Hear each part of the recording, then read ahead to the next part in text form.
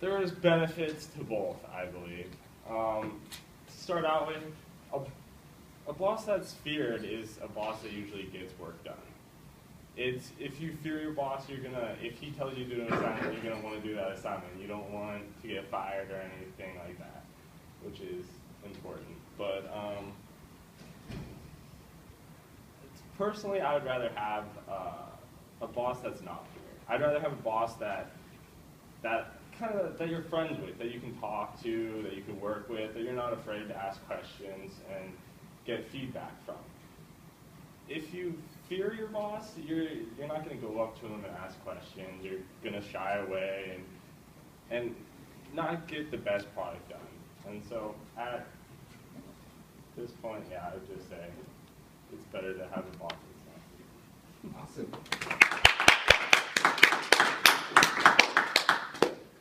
All right. And our second question comes courtesy of Sergio. How do you overcome fear on the first day of work? How about Chris? Do you feel confident addressing that? Sure. All right.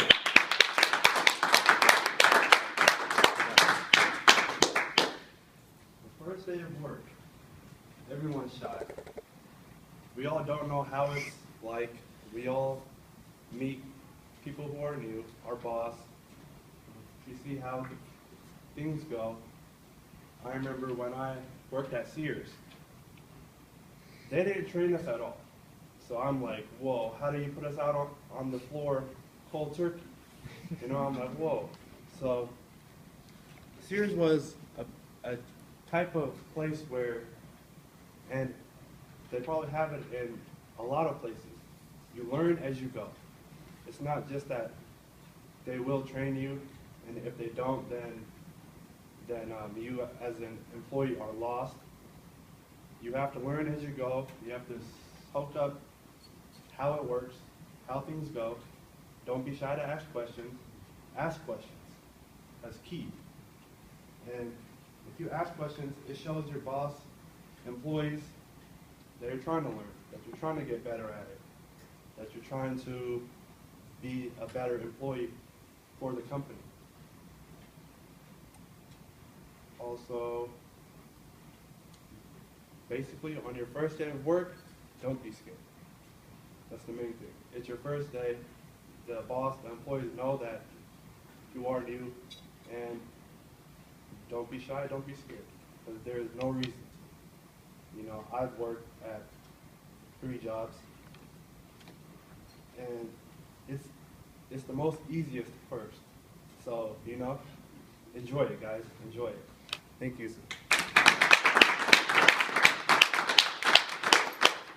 Awesome. I love how you said to ask questions, especially when you're new. It's so important to ask questions because you still have that excuse of you don't know anything. But if you wait for a long time, then like your 4th year working there, you're like, oh man, I don't know how to stock the shelf.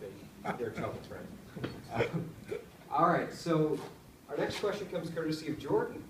What is the scariest day you have experienced on the job? How about Dennis? How about Dennis?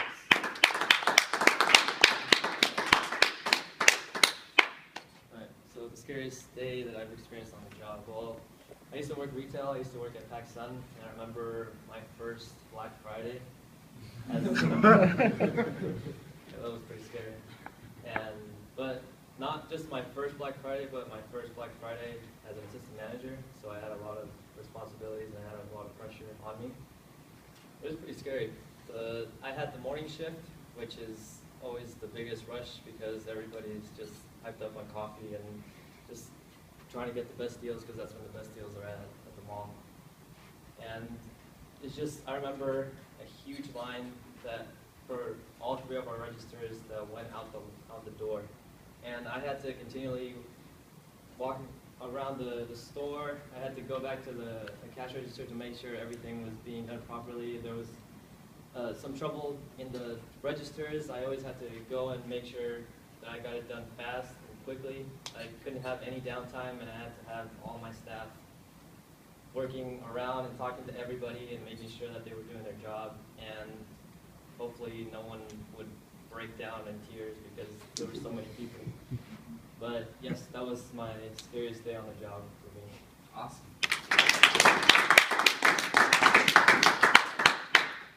Dennis. All right, so the next question is, how do you make your coworkers fear you? How about Jordan?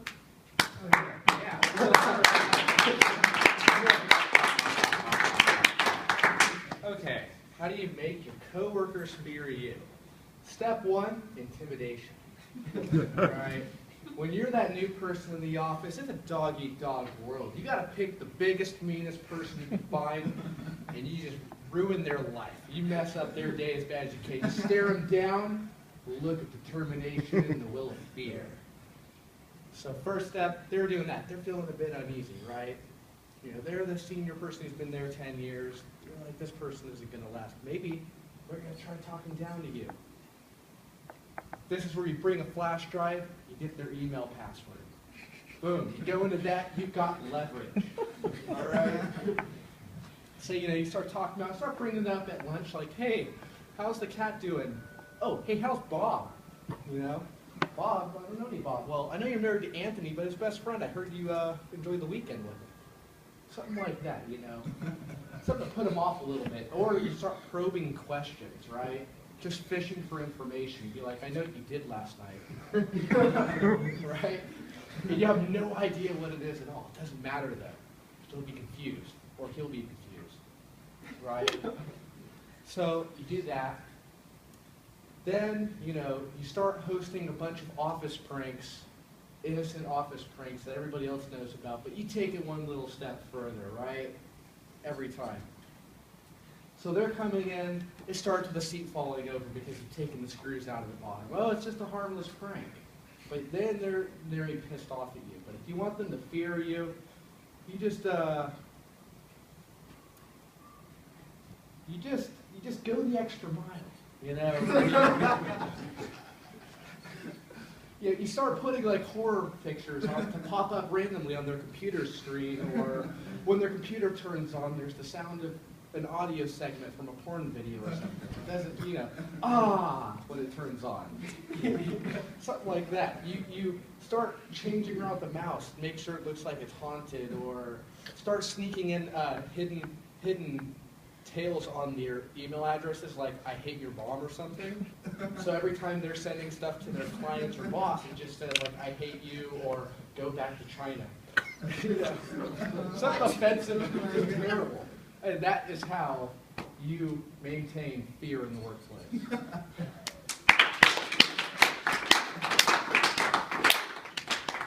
Thank you, Jordan. I can confidently say you're a horrible person.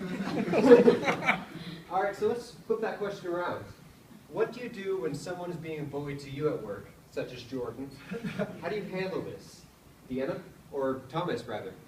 Which one of you? Thomas. We should tag team it. I'll go with the next one. Okay. Thomas.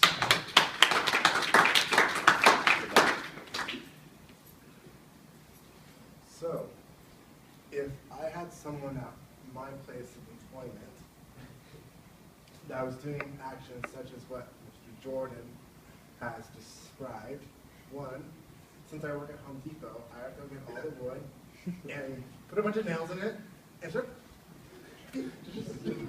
Jordan did that. And then also, since I know that paint thinner is flammable, give them some flammable for soup. But no, in all seriously, if I found out that Jordan did indeed was bullying me, I would ask him, "What's up, dude? Where's the love? Come on, bro. Where's the love?" But if Jordan just had this all right out of hatred for me, if I had a coworker, I would honestly try to talk it out with the person first. I would be reasonable. I would act human. I would be like all childish or go screaming to HR, but I would just be like, "Hey, what is going on?" But if you're like, "Oh, Thomas, I don't like the way you dress. It promotes a lifestyle." But like, "Well, dude, sorry," but then I would take it, and then at that point I would go on to HR and have them deal with it, because that's what HR is there for. No, they're not babysitters, but they're the ones that can enforce the rules. And if Jordan still did not do that, I would invite him out the back for a cigarette, and then he might not come back alive. So, Mr. Table Topics.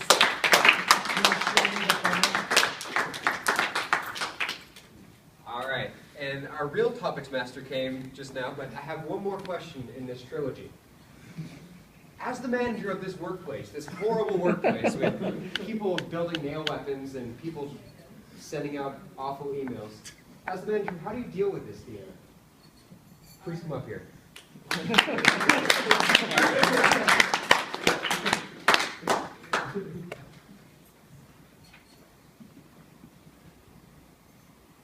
is a good question.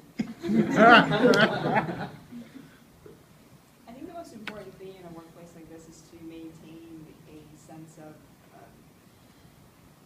a friendliness, kind of to just get everybody to chill down. First, I would probably address the bullying.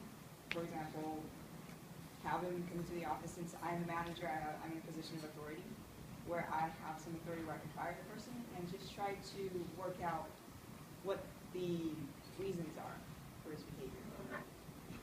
If that doesn't really work, then I would go to the person that is being bullied and see if maybe we can work something out, maybe put them in different areas so they don't have to see each other too much. And if, hopefully that would be possible. If not, then it's just going down a series of steps, just kind of troubleshooting what works, what doesn't. But yeah, that's a good question. I will think about that.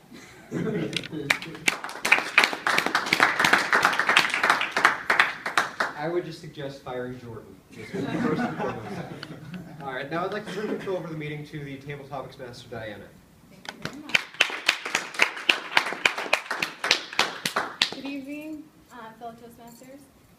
This topic, we don't have the board up here. Here it is. So we're talking today about fear in the workplace. And here's the scenario. Think about it, and maybe one of you guys can respond. You are a worker at Save Mart, and your boss calls you into his office one morning and says, "Hey, I saw that videotape from where you took those candy bars and put them in your pocket when you were closing that night. So, now your job is to convince him not to fire you." Anyone? What do you say to desperately try to get your job back? Sorry, excuse me. Anyone? They're just candy bars. I mean, you shouldn't really get fired for that. Thank you, Thomas and this Table Topics Master. So I actually have worked at a grocery store in the past, and I have been the person closing. But I can see you all looking at me like, did she steal the candy bars here? No, I did not steal the candy bars. But I would say if I were in that position and I did take the candy bars, I would honestly just say, you know what? This one time I messed up, I was hungry, I was waiting for the last stragglers to get out of the store and I couldn't wait. So I just had to take those candy bars. But honestly, I would just try to convince them this is my only indiscretion, and all of the other work history that I have with this company has been great. And I would also try to tell them, you know, I'll pay back whatever I took. I'm sorry. But I think the best thing to do when you're in a situation where you're like caught in a bold-faced lie or in a really awkward situation, just fess up to it, because you're gonna look better than if you try to say it wasn't me, like when they have you on camera, like taking it. So just fess up to it, sincerely apologize, and mean it. Like, don't just say I'm sorry and then plan to like do it better the next time or something. Be sincere about it and just pray that they believe you. So thank you. This table talk. Well done. I would give her a job. You get to keep it. Congratulations. Now think about this case scenario. You're getting a call back from this job that you applied to that you've been wanting to get for I don't know how long. And you finally get it. The person who calls you says, come in on Monday, and you've got the job. Congratulations. So there you are, your first day at your work. You walk in, And guess who you see sitting over there at the office sipping on a coffee mug says CEO. It's the guy who you bullied all throughout high school. What do you do? What do you say?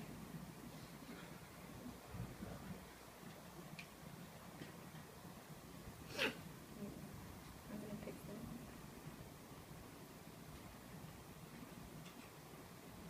Any of our guests? Nick? Who's Nick? Come on up here.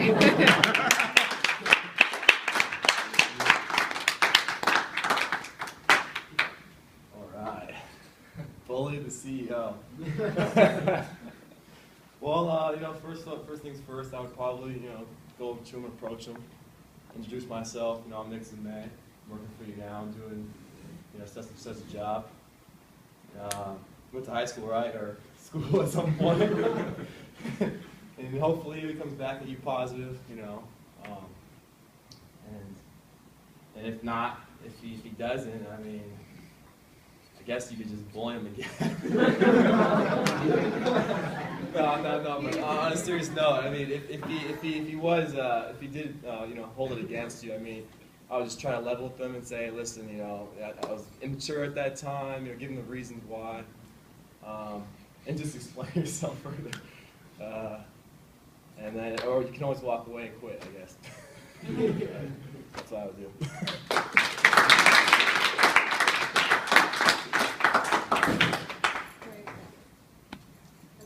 Great. I think that was a really good thing to do because if you're in that position, all you can do it. You already got the job.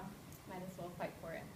So, fear in the workplace can be because you're afraid of this new job that you have, or it can be because of bullying. And I know we talked about that earlier.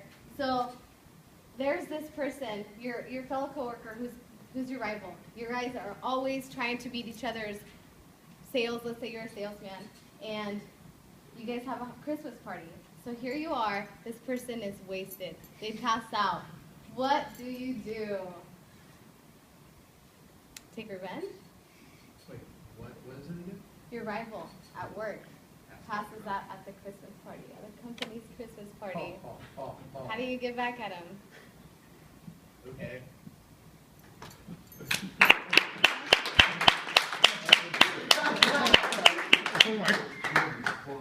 First, you got to make sure you have a pack of Sharpies. That's right. All right. That's first things first, because you have, and then you get a whole community celebration out of this because you can have a group project where it's this guy, and we're going to make a mural out of him, right? Okay, and that's one of the things you do. But it doesn't end right there, because after all, I'm in the office place, and I don't like you. And I've already stared you down, and you've got this far, so I guess it's time for Plan D. Okay. So you start getting the whipped cream, putting it in their hand, tickling their face. Maybe they slap it, and it's hilarious, they wake up there, but you don't stop there. They're laying on the couch, you get your buddies on that couch, you all lift it up at once, you just throw it forward. And then when he's up, he's probably going to be chasing me, right? Well, this is where the saran wrap comes in, right? You put those over your doors, all over every doorway in the place, you're running, duck under, he's going to come, boom, fly right on his ass, every time. Okay, but yeah, you think it's over, yeah. It's the Christmas party, maybe he's still a little intoxicated. So at this point, he's living, he's chasing you, he's probably hurting right now or whatever. You now have to go protect yourself. You need to run as far away. I would have to run as far away as physically possible at this point and just get away after a very nice back collection of photography. And that would be how I deal with somebody at a Christmas party.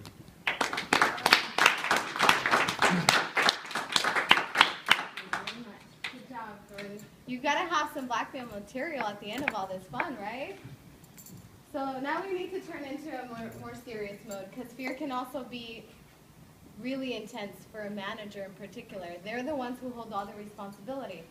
So if you were a manager at a a corporation, what are some of the fears? You know, a lot of people are afraid of failing, but personally, think about how that failure would impact you. So, as a manager, what is your biggest fear?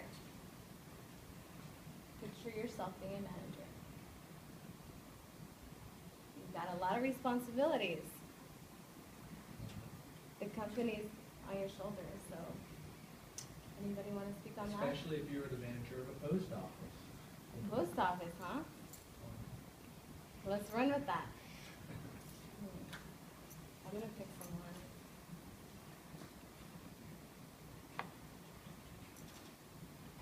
Yay! I didn't have to pick.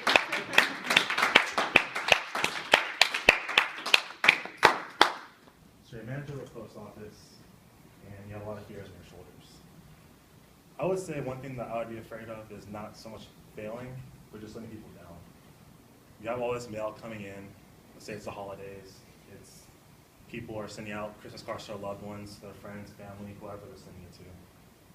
And your people, for whatever reason, is messed up. They lose a package, or they lose a whole basket full of mail, or they lose something. And so all these people basically aren't getting their Christmas gifts. They're not getting that card that the mom sent their son who's off somewhere else at college. The brother is not getting the card from his other brother who sent him some Pokemon cards that he really wanted for his 8th Christmas alive or something. So basically, it's not so much that you did fail in that sense, but you're also letting people down. They're all expecting something. They all wanted that gift. They all wanted that card. Or maybe they didn't know they're going to get a card. Maybe they're down and out for the day or something, and then that card was going to be that thing that was going to cheer them up for the day. And then now they're not getting it. So I would say, if I was manager of a post office, I always work hard to make sure my employees were, one, enjoying their job. Because of course, if you're enjoying your job, you're going to be putting a lot more work and effort into what you're trying to do. And two, I'd be making sure that people are staying on top of what they need to get done.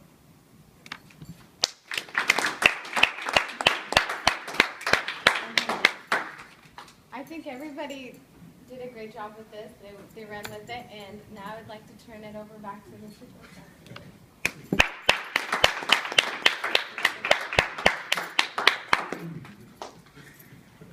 Awesome. I love